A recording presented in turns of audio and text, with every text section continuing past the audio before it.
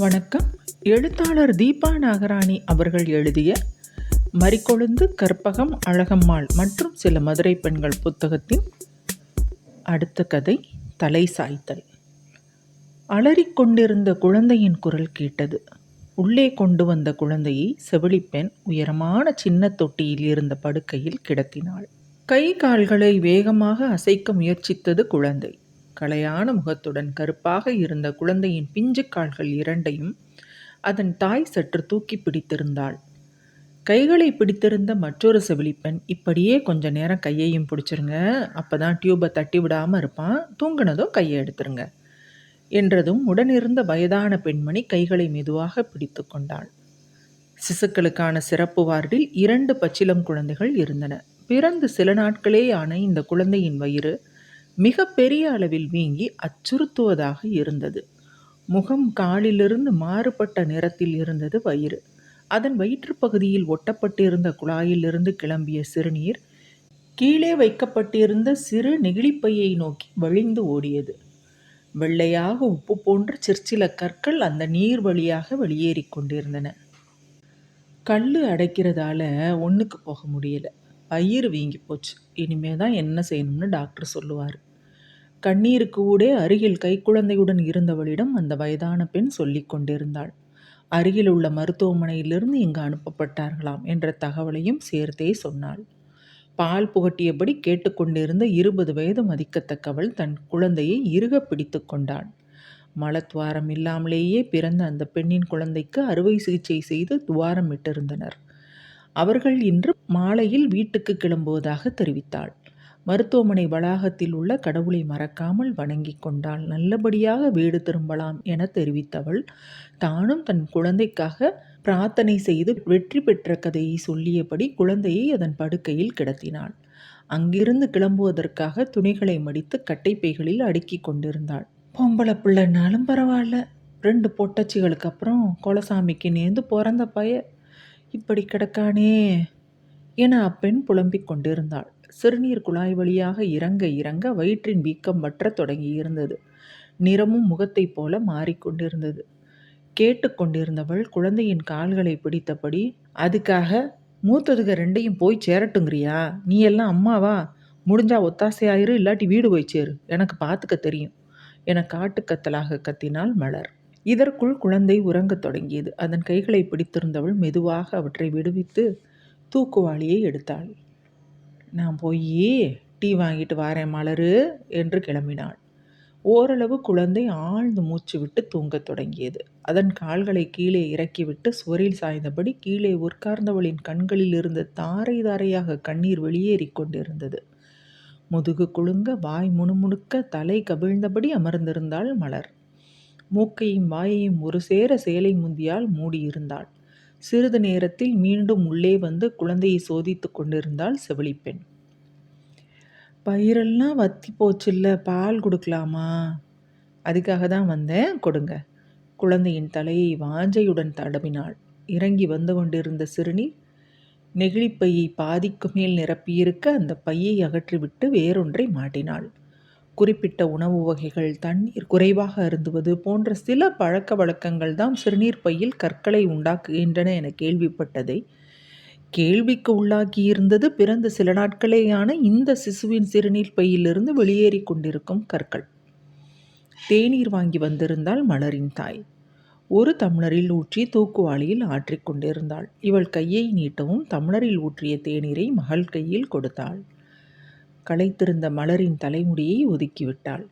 வீட்டுக்கு போய் ரசம் வச்சு துவரம்பருப்பு துவையல் அரைச்சி எடுத்துட்டு வாரேன் மலரு. ஆமோதிப்பான தலையசைவை பார்த்த பின் கிளம்பினாள் அவளின் அம்மா. வெளிநாட்டிலிருந்து வருடத்துக்கு 2 முறையேனும் வரும் கணவன், சீரான இடைவெளியில் அனுப்பும் போதுமான பணம், தரமான பள்ளிக்கூடத்தில் படிக்கும் 2 பெண் குழந்தை என நிம்மதியான வாழ்வு மலருடையது.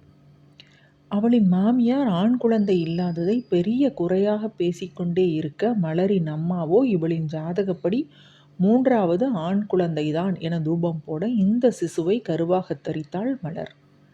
உணவு, மாத்திரை, பரிசோதனை எல்லாம் சரியாகவே இருந்தன. எங்கு எதனால் பிழை என தெரியாமல் நேர்ந்த பிழைக்கு யாரை பொறுப்பேற்க செய்வது? முதலில் பிரசவம் பார்த்த மருத்துவமனை, குழந்தைக்கான செலவு என சில ஆயிரங்கள் செலவாகி இருந்தன. இந்த மருத்துவமனைக்கு வந்ததும் உடனே கட்ட சொல்லிய தொகை மட்டுமே 50,000. அந்த வளாகத்தில் தெரிந்தவர்களிடம் விசாரித்தலில் சில லட்சங்கள் செலவாகலாம் என தெரிவித்திருந்தனர். சிகிச்சைக்கு பின் ஆரோக்கியமான குழந்தையாக மாறுவதில் உள்ள உறுதி பற்றி யாரும் எதுவும் சொல்லாததை மலரின் தகப்பனார் குறிப்பிட்டு பேசி வேறு மருத்துவமனைக்கு செல்லலாம் என சொன்னதும் மலருக்குள் ஓடிக்கொண்டிருந்தது.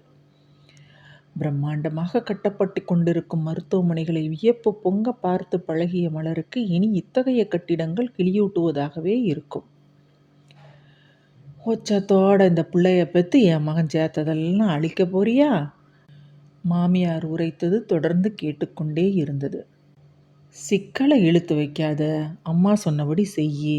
காலையில் மொபைலில் பேசிய கணவனின் வார்த்தைகள் ஊசியாக குத்திக்கொண்டே இருந்தன. இவர்களின் கூற்றுப்படி அரசு மருத்துவமனையில் குழந்தையை சேர்க்க வேண்டும். பிழைத்தால் வீடு வந்து சேரட்டும். எப்படி அத்தனை எளிதில் முடிவெடுக்க இயலும்? தன் சதையையும் இரத்தத்தையும் கலந்து உருக்கொண்டு கிளம்பி வந்த விழுதை பாதுகாக்க வேண்டியது தன் தார்மீக கடமை என எண்ணினாள். வயிற்றில் 9 மாதம் சுமந்த போது அவன் உள்ளே இருந்தது. இப்போது வெளியே இருக்கிறது. அவ்வளவுதான் வித்தியாசம். அதன் பிரச்சனை தன்னுடைய பிரச்சனை. சேர்த்த பணம் அத்தனையும் செலவழிந்தாலும் பரவாயில்லை. தன் மகள் உயிரோடு நன்றாக இருக்க வேண்டும் என எண்ணினாள். குழந்தையின் உடல்நிலை குறித்து மருத்துவர் சொல்வது தெளிவாக அவளுக்கு புரியவில்லை. தாராளமாக பணத்தை கட்டி அறுவை சிகிச்சை செய்த பின்னே உறுதியாக எதுவும் தெரியும் என்பது மட்டும் புரிந்தது. மனம் வெம்பி கிடந்தது. தூங்கிக் கொண்டிருந்த குழந்தையை கவனமாக தூக்கி அதன் காதுகளை நிமிண்டு விட்டபடி பால் கொடுக்க ஆரம்பித்தாள்.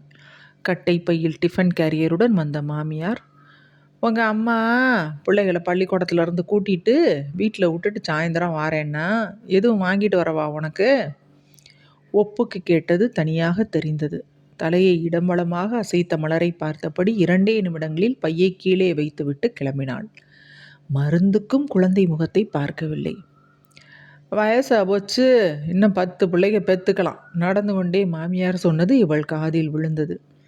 அட்ட அறிவு கெட்டவளே, இதுக்கே வக்கில்லாமல் இருக்கு, இதில் 10. ஆத்திரம் பொங்க மனதுக்குள் வைத்து தீர்த்தாள் மலர். பசி வயிற்றை கிள்ள ஆரம்பித்ததும் டிஃபன் கேரியரை பிரித்தாள். ரசம் இருந்த அடுக்கிலேயே சோற்றை கொட்டி பிசைந்து குடித்தாள். துவையில் இருந்த மேலடுக்கு தொடப்படவே இல்லை. அப்படியே எடுத்து மூடி வைத்தவள் கைகளை கழுவி பழைய குளிர்பான பாட்டிலில் கொடுத்தனுப்பிய சுடுதண்ணீரை குடித்தாள். குழந்தை கண்களை மூடி நிம்மதியாக தூங்கிக் கொண்டிருந்தது. ஏற்கனவே ஆள் குறைப்புன்னு இருக்கிறவங்கள அனுப்பிக்கிட்டு இருக்காங்க. எப்போ நான் வருவேன்னு தெரியாது. இருக்கிற காசெல்லாம் இந்த பிள்ளைக்கே செலவழிச்சேன்னா நாம் எல்லாரும் நடுத்தருவில் தான் நிற்கணும். நான் சொல்கிறபடி நடக்கிறதுனா திரும்ப எனக்கு பேசு, இல்லாட்டி பேசவே பேசாத. காலையில் கத்தியபடி இணைப்பை துண்டித்த கணவனின் குரல் ஒருபுறம் கொடூரமாக ஒலித்து கொண்டிருந்தது. இவர்கள் சொல்படி கேட்டு ஏதேனும் விபரீதமாக நடந்தால் குற்ற உணர்ச்சி சதா அரிக்க வாழ்நாளெல்லாம் நரக வேதனையுடன் செல்லும் என்ற பயம் அவளை ஆட்கொண்டிருந்தது. இவர்களை மீறி இங்கு உயர்தர சிகிச்சை அளித்தால் அத்தனை பேரையும் பகைக்க நேரிடுவதையும் மனம் ஏற்க மறுக்கிறது. வளைகுடா நாட்டில் இருந்தாலும் தினம்தோறும் 5 நிமிடமாவது பேசும் அவள் கணவனுடன் பேசாமல் எப்படி வாழ்வது என குழப்பம். எந்த பாவமும் செய்வதறியாத தனக்கு எதற்காக இப்படி ஒரு தண்டனை என யோசித்தும் மலருக்கு விடை கிடைக்கவில்லை. இந்த நிலைக்கு தள்ளப்பட்டிருப்பது குறித்த சுய பரிதாபம் மட்டுமே எஞ்சி இருந்தது. டீ வேணுமாமா? மலர் நிமிர்ந்து பார்த்தாள். செவிலிப்பெண் நீட்டிய தட்டிலிருந்து தேநீர் நிரம்பிய காகித கோலைகளில் ஒன்றை கையில் எடுத்தாள். கையில் பற்றி கொள்வதற்கேற்ற மிதமான சூட்டில் இருந்தது. ஊதி பருகினாள். 1 மிடருக்கு மேல் அவளால் விழுங்கவே முடியவில்லை. உச்சியில் நுரை பூத்திருந்த அக்குவளையை மென்மையாக கீழே வைத்தாள். எந்த முடிவு எடுப்பதென்ற திணறலில் மூச்சு முட்டிக் கொண்டிருந்தது. காற்றோட்டமான அறையிலும் நெற்றியில் வியர்வை அரும்பத் தொடங்கியது. உடல் சில்லிடுவது போன்ற உணர்வு. உறுதியான முடிவை எடுத்தே ஆக வேண்டிய அவசியம் அவளின் முன் பேயாட்டம் ஆடிக்கொண்டிருந்தது. பூரண குணமான குழந்தையுடனே வெளியேறப் போகிறோம் என்று மருத்துவமனைக்குள் நுழையும் முன் தனக்குள் செய்த சபதம் நினைவுக்கு வந்தது. கணவர் உள்ளிட்டோரின் முடிவுக்கு தலை சாய்ப்பதை நினைத்தாலே சம்மட்டியால் மண்டையில் ஓங்கி அடித்துக்கொண்டே இருப்பது போல வலி. மனம் முழுவதும் கூடாரம் போட்டிருந்த வார்த்தைகளின் வதை முகாமிற்குள் ஆறுதலூட்டும் நம்பிக்கை வெளிச்சத்தை தேடிக்கொண்டிருந்தாள். இவங்க சொல்கிற மாதிரி ஆஸ்பத்திரி மாத்துறதுக்கும் என் பிள்ளைய நானே கழுத்தை அறுத்து கொள்றதுக்கும் என்ன வித்தியாசம் இருக்க போகுது? காசு பணம் தான் முக்கியமா? முணுமுணுத்து கொண்டிருந்தவள் திரும்பிய போது அக்குழந்தை தூக்கத்திலேயே இதழ் பிரித்தது. பிஞ்சு முக புன்னகையை பார்க்க பார்க்க மலருக்கு கண்கள் கசிந்தன. இரவில் கூட சரியான தூக்கம் இருப்பதில்லை. அசதியாக இருக்கவே சுவரோரம் தரையிலேயே இடது கையை அணைவாக வைத்து கால்களை ஒடுக்கி படுத்தாள். 1/2 மணி நேரம் சென்றிருக்கும். குழந்தையின் அழுகை சப்தம் தொடர்ந்து கேட்கவும் சற்று தள்ளி அமர்ந்திருந்த செவிலிப்பெண் எழுந்து வந்தாள். அயர்ந்து தூங்குகிற மலரை முதுகில் மெதுவாக தட்டினாள். எந்த எதிர்வினையும் இல்லை. அக்கா, எந்திரிங்கக்கா, உங்க புள்ள பாலுக்கு அழுகுது. வேகமாக அவளை உலுக்கினாள். மலர் எழவே இல்லை. நன்றி. கட்டுரை தொடர்கள், நாவல்கள், சிறுகதைகள், பெண் ஆளுமைகளின் அதிரடியான நேர்காணல்கள், பெண்களை பற்றிய சுவாரஸ்யமான சிறு சிறு தகவல்கள் வரிசையாக உங்களுக்கு வந்துட்டுருக்கு. ஹேர் ஸ்டோரிஸ் தமிழ் மற்றும் ஹேர் ஸ்டோரிஸ் ஃபேக்ட்ஸ் சேனல்களை சப்ஸ்கிரைப் செய்து எங்களுடன் இணைத்திருங்கள். நன்றி.